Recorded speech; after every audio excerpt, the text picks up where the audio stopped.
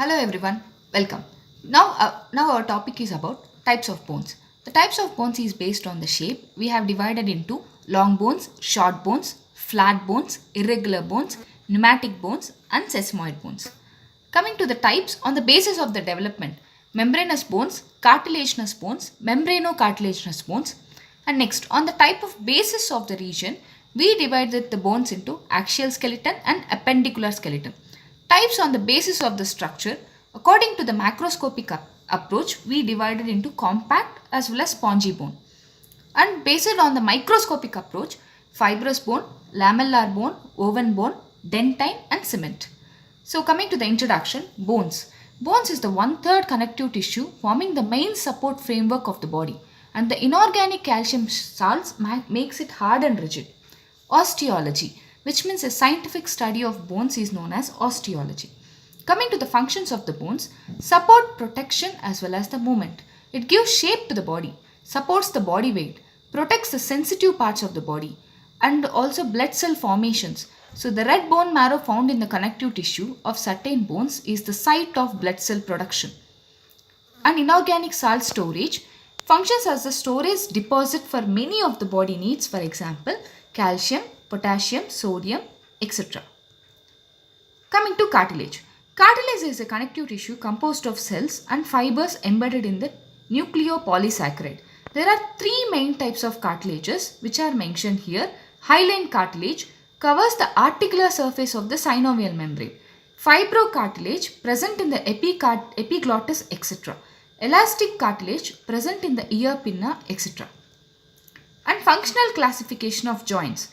The point in the human skeleton where the two bones join together, we call it as joint. There are three types of joints which are mentioned below. Synarthrosis, which means immovable joint, for example, sutures.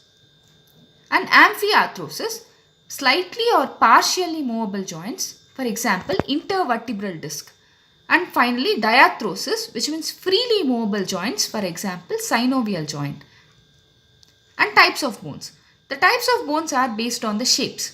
So we have long bones, short bones, flat bones, irregular, pneumatic and sesamoid bones. So coming to the long bones. These bones are typically elongated shaft and two expanded ends on their either side of the shaft. So the shaft is known as diaphysis and the ends we call it as epiphysis. Example, humerus, femur, etc. Short bones. These are the bones short in posture and can be of any shape. Example, carpals and tarsal bones. Flat bones. These bones are flat in appearance. For example, scapula, ribs, sternum, etc.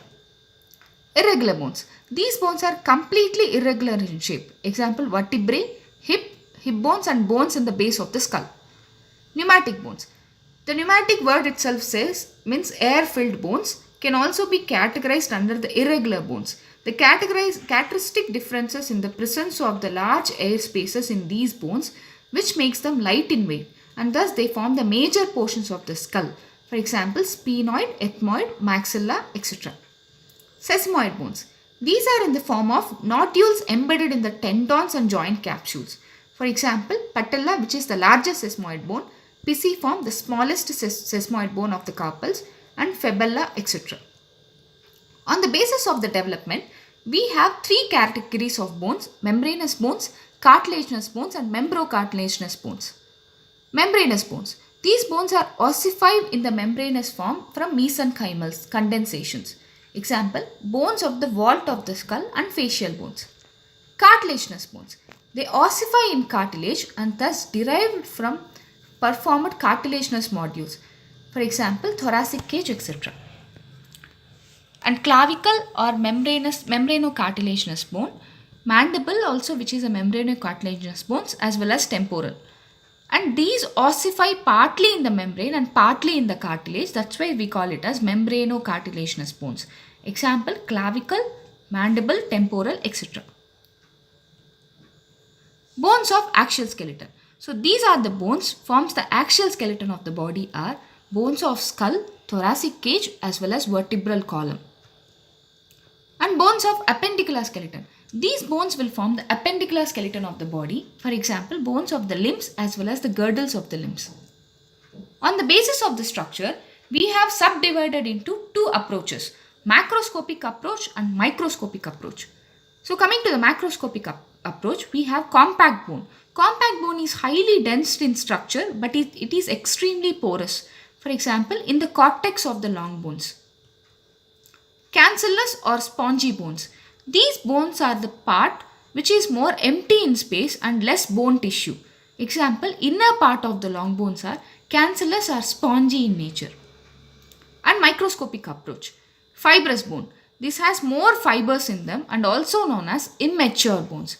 For example, found only in the fetus and sockets of the alveolar bones and sutures of the skull. And lamellar bone. Most of the mature human bones, whether compact or cancellous, are composed of thin plates of bony tissue which we call it as lamella. Example, formed on the periosteal surface of diaphysis. Oven bone occurs initially in the fetal bones. In adult, oven bone is created after the fractures. Example, seen in the fetal bone fracture repair and in the cancer of the bones. Cementum and dentine. Cementum is a specialized calcified substance covering the root of the tooth. It hardens to act as an adhesive glue. Dentine is one of the hard tissue of the teeth which constitutes the most of the bulk. In this picture you can see, so this would be the enamel and the cementum.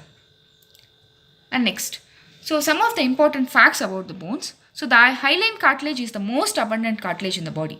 By the age of 25, the skeleton is completely hardened. The total 206 bones make up the adult skeleton, 20% of the body mass. 80 bones are of axial skeleton, 126 bones are of appendicular skeleton. The largest bone in the human body is femur. Babies are born with about 300 bones. Almost third of the bones of babies are eventually fused together to form 206 bones of the skeleton of the adult. And the hyaline cartilage is the most abundant cartilage.